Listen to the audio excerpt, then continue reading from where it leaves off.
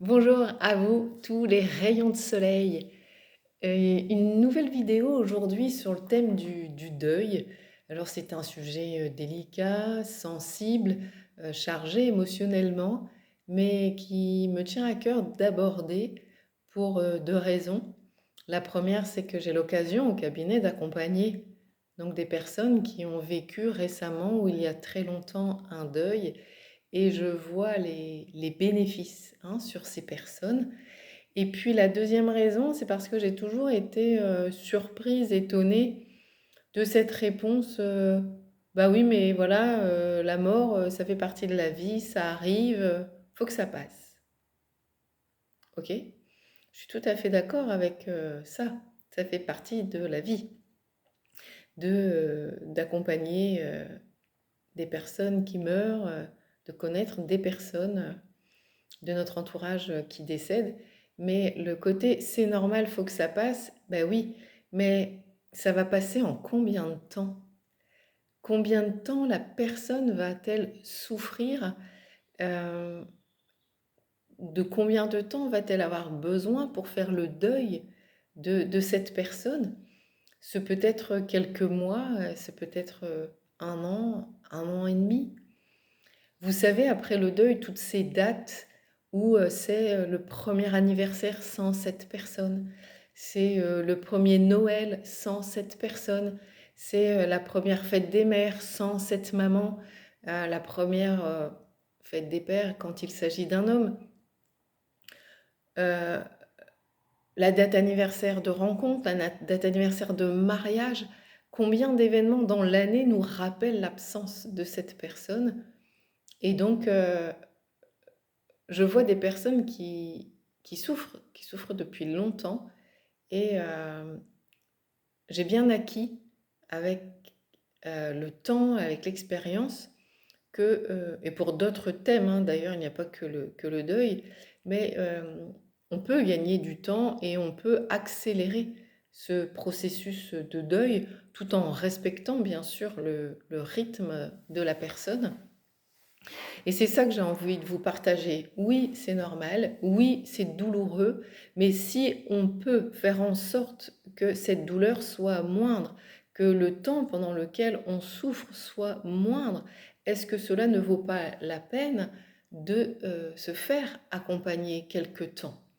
Et quelque temps, ça peut être, quand il s'agit que d'une personne, il peut s'agir de deux, trois, quatre séances. Euh, et si c'est plusieurs personnes, parce que quand vous consultez, eh bien, vous avez déjà perdu 2, 3, 4 membres de votre famille ou des amis, eh bien, il faudra prendre le temps nécessaire pour cela. Et aussi, je rebondis encore sur cette phrase, c'est normal, faut que ça passe. De mon expérience en cabinet, donc j'accompagne des personnes sur le départ, le décès de certains membres de leur famille qui parfois a eu lieu il y a 5 ans, 10 ans, 15 ans, 18 ans. Et là, les gens me disent, oui, mais c'est passé, j'ai appris à vivre sans cette personne, c'est OK.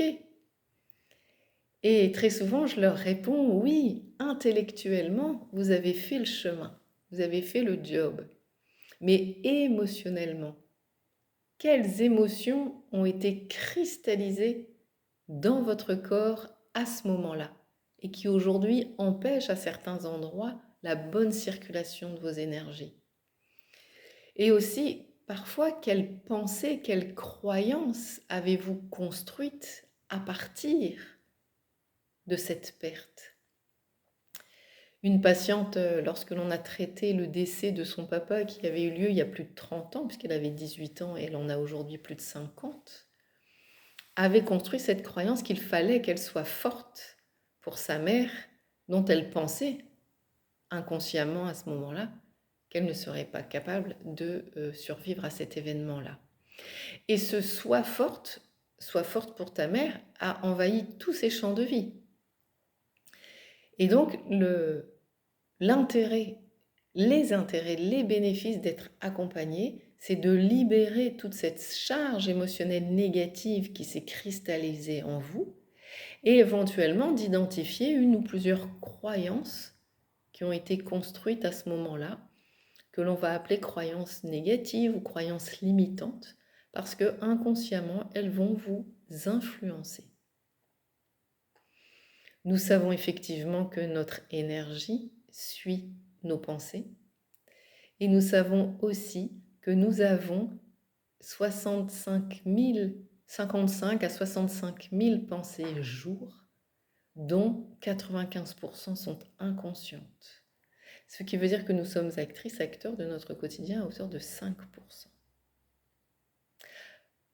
Rendez-vous compte de l'impact de notre inconscient dans notre quotidien. Donc les techniques et les bénéfices en ce qui me concerne, je vais vous parler de ce que je connais, même s'il y en a d'autres, bien évidemment. L'EFT et la sophrologie. Donc l'EFT, qui est une technique de libération des émotions, va vous permettre de libérer la charge émotionnelle négative que vous avez cristallisée lors de ce moment. Permettre de soulager donc votre corps, faire en sorte que l'énergie circule de nouveau correctement, et vous verrez certains symptômes diminuer, voire disparaître en fonction de la cause, là où les causes de ces symptômes. Et puis ensuite, j'utilise en fin de chemin la sophrologie, puisqu'elle va vous permettre en fait d'ancrer un moment, une photo de cette personne, un moment avec cette personne ou une photo d'elle où vous passez un bon moment, où elle est souriante, et vous allez pouvoir inscrire, ancrer mentalement et à l'aide d'un geste d'ancrage, ce souvenir ainsi que toutes les pensées, toutes les émotions, toutes les sensations agréables et confortables qui y sont associées. Ainsi, à chaque fois que vous penserez à cette personne, alors ce sera tout ce positif qui vous viendra à l'esprit et dans votre corps. Si vous souhaitez d'autres informations, si vous souhaitez échanger avec moi sur ce sujet, je me rendrai disponible, bien sûr, avec plaisir.